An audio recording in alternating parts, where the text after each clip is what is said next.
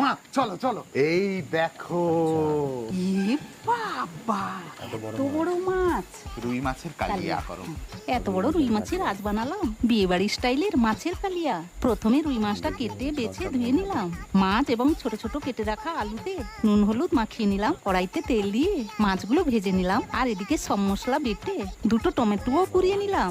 এবার আলুগুলো ভেজে নিলাম। আলুগুলো আপনারা চাইলে নাও দিতে পারেন। তেলে তেজপাতা, শুকনো লঙ্কা, গোটা গরম মশলা, গোটা জিরে, হিং ফোড়ন দিয়ে পেঁয়াজ বাটা দিয়ে ভেজে আদা রসুন বাটা দিয়ে টমেটো পেস্ট, কিশমিশ বাটা, পোস্ত বাটা, গোটা কিশমিশ দিয়ে কষিয়ে নিয়ে টক দই, হলুদ, জিরে, ধনে, কাশ্মীরি লঙ্কা গুঁড়ো, লাল লঙ্কা গুঁড়ো, নুন চিনি দিয়ে কষে ভাজা আলুগুলো দিয়ে জল দিয়ে মাছগুলো দিয়ে শেষে গরম মশলা এবং ঘি ছড়িয়ে দিলেই রেডি মাছের কালিয়া। বাবুরে চলাই খাবি হয়ে গেছে।